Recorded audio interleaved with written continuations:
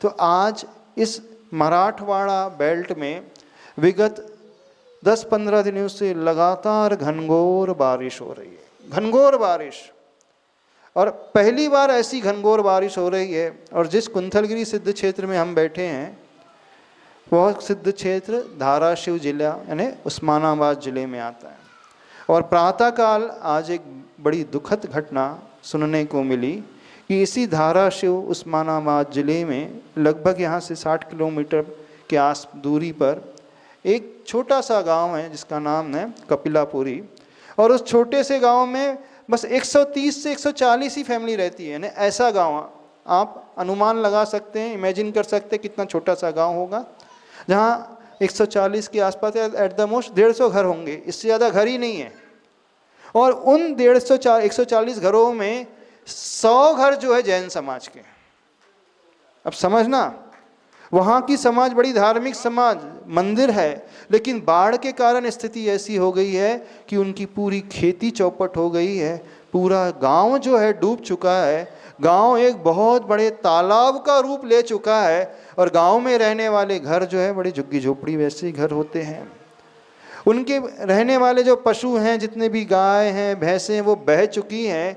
और लाइट की व्यवस्था, पूरी लाइट कनेक्शन जो है टूट चुका है।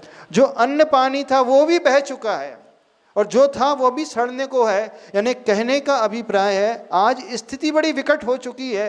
तो आप जैनियों का क्या कर्तव्य है बताइए?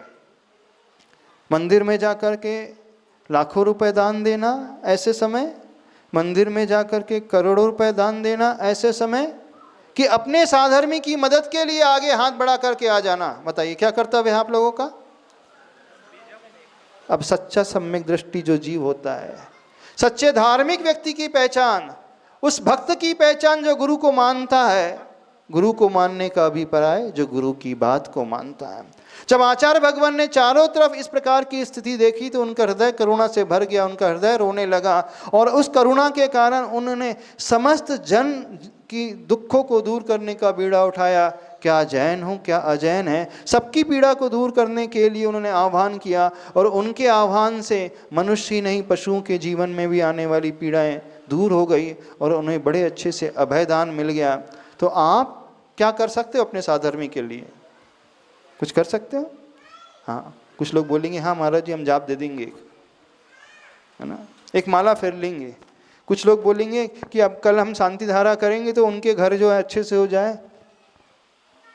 अभी इस समय आपको माला की आवश्यकता नहीं है, इस समय अभिषेक शांति धारा की आवश्यकता नहीं है, इस समय वात्सल्य गुण को प्रकट करने की आवश्यकता है। जो वात्सल्य गुण का धारी होता है वो हर साधर्मी, हर गुणी व्यक्ति के दुखों को दूर करने वाला हो जाता है। और जो इस वात्सल्य भावना से भरा हुआ होता है वो ही जीव जो है तीर्थंकर जैसी प्रकृति को बांधने वाला होता है। 16 कारण भावना में यहाँ बहुत लोग करते हैं। हमने सुना महाराष्ट्र में 16 कारण भावना का प्रचलन बहुत है, 16 कारण नोपी करते हैं, तो सिर्फ पूजा करने का नाम है। इस समय आपकी परीक्षा की घड़ी है, वो प्रवचन वत्सलत्व भावना को उजागर करने की घड़ी है कि आपके भीतर वो प्रवचन का कितना वात्सल्य। प्रवचन से अर्थ या वाणी रूप प्रवचन नहीं लेना, प्रवचन से अर्थ है कि जो भगवान के प्रकृष्ट वचन, जो गुरु के प्रकृष्ट वचन, उनके प्रति हमारा वात्सल्य। प्रवचन का अर्थ है जो जिन धर्म को मानने वाले श्रावक गण हैं, जिनकी रत्नत्रय में आस्था है, जो देवगुरु शास्त्र को मानने वाले हैं, वे उनकी पीड़ा को देख करके आपके भीतर वात्सल्य कितना पैदा होता है। यदि आपका बेटा बीमार हो जाता उसके लिए क्या करते हैं? ऐसे ही बैठे रहते आप? आपका बेटा बीमार हो जाता, हॉस्पिटल में एडमिट होता, तो आप घूमते रहते? आपका बेटा कुछ हो जाता, उसका एक्सीडेंट हो जाता, उसका घर ऐसी बर्बाद हो जाता, बाढ़ में बह जाता, तो आप सिर्फ अपने सुख में लगे रहते? नहीं लगे रहते ना। आप क्या करते? भले ही हम भूखे रह जाएं, पर हम अपनी बेटे की रक्षा के लिए आगे आ जाते हैं। तो वह परिवार, वो माता पिता इसलिए आते हैं कि उस पुत्र से उसका बहुत तीव्र लगाव होता है, गहरा मोह होता है। पर अपने पुत्र के दुख दूर कर रहे हो तो वो तो आर्त ध्यान की श्रेणी में आता है, क्योंकि आप अपने मोह के कारण कर रहे हो। लेकिन धर्म वहाँ से शुरू होता है जब इसके भीतर वात्सल्य का भाव जागृत होता है।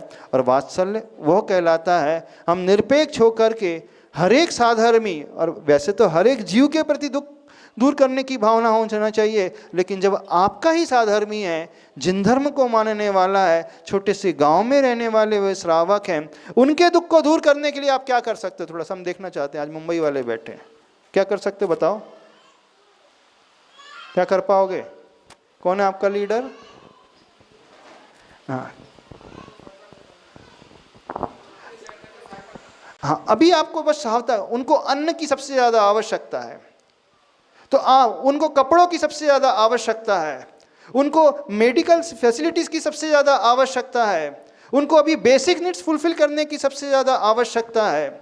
उनके लिए आप कुछ ऐसा करो, जिम्मेदारी तो यहाँ की कमेटी वाली उठा लेगी, इसकी चिंता नहीं करना, क्योंकि आप बहुत दूर रहते हो, भारत में आप कहीं पर भी रहते हो, आप यहाँ पर नहीं आ सकते, लेकिन आप वहाँ बैठे बैठे अंतरंग से वो भाव कर सकते हैं। यहाँ की सारी की मेरी कुंतलपुर की कमेटी पूरी जिम्मेदारी उठा रही है उन परिवार को पुनर्स्थापित करने के लिए, जिन्हें भूख की दूर करने की आवश्यकता है उनके लिए अन्न वो पहुँचाएंगे, जिनको बीमारी का इलाज करने की आवश्यकता है उनके लिए दवा वो पहुँचाएंगे, और जब बाढ़ का पानी उतरेगा तो उनकी खेती को वापस पुनः लहलाया है, उनके लिए बीज का इंतजाम वो करेंगे। यानी वह परिवार पुनः अपने पैरों पर खड़े हो जाए, तो जाकर के यहाँ के वॉलेंटियर्स, यहाँ के ट्रस्टी और आसपास के गांव वाले जाकर काम करने को तो तैयार हैं, लेकिन भारतवर्ष के जहाँ भी रहने वाले वे लोग हैं, वे कितना सहयोग कर सकते हैं? दुनिया में बहुत सारी ऐसी समाज है, जब जब उनकी समाज पर ऐसी विपत्ति आती है तो उन समाज के श्रेष्ठी वर्ग जो हैं खड़े हो जाते हैं आगे बढ़ कर के, चिंता नहीं करना, घबराना नहीं, हम हैं। उस समय पैसे की चिंता नहीं करते, लाखों नहीं करोड़ों ऐसे ही बोल देते। तो यहाँ की समाज क्या बोलना चाहती है? बात आज सबके सच्चे धर्म की पहचान है आपकी, आज आपके वात्सल्य गुण की परीक्षा है। आज आपके वो परस्पर ऊपर कहो जीवा नाम, जो जियो और जीने दो, जो सूत्र बोलते हैं, आप नारा लगाते हैं, उसकी परीक्षा की घड़ी है। जो त्यागी व्रती होते हैं, जो मंदिर में जाकर के व्रत नियम का पालन कर रहे हैं, आज उनकी परीक्षा की घड़ी है। शक्ति को छिपाए बिना जो शक्ति तस त्याग करता है, वही तीर्थंकर प्रकृति को बांधने वाला होता है। आज आपके अंदर कौन सी करुणा की भावना जागृत हो रही है? चाहे यहाँ बैठे हम उनसे भी कह रहे हैं, और जो बाहर वाले सुन रहे हैं हम उनसे भी कह रहे हैं। देखिए, आज ऐसी स्थिति इस महाराष्ट्र की धरा पर, कुंथलगिरी की धरा पर उत्पन्न हो गई है, तो जितने स्वयं श्रावक हैं उनको मिल करके बीड़ा उठाना चाहिए कि हम इस छोटे से गांव में रहने वाले 100 परिवार हैं, एक एक परिवार को गोद लेने की भावना किस किस की है? ज़्यादा नहीं, एक एक परिवार को गोद लेने की भावना, अथवा 2 जन मिलकर के एक एक परिवार को अडॉप्ट कर ले। अभी बस उनकी जो पूरी नीड्स है हम फुलफिल कर पाएंगे और उनको अपने पैरों पर खड़ा कर सके, इतना में से इतना भाव अपना बनाना चाहते हैं। तो यहाँ अशोक जी, हाँ, आप ऐसा भाव बना लो, इन समाज वालों से पूछ लो, बस तब मानना आप सक्रिय सम्यक दर्शन को अपने जीवन में अंगीकार कर रहे हो। निष्क्रिय सम्यक दर्शन की बातें करने वाले दुनिया में बहुत होते हैं, शास्त्रों की गाथाएं पढ़ने वाले बहुत होते हैं, माला फेरने वाले बहुत सारे साधर्मी मिल जाते हैं, लेकिन आपत्ति आने पर उस भामा शाह की भांति खड़े रहने वाले कितने होते हैं?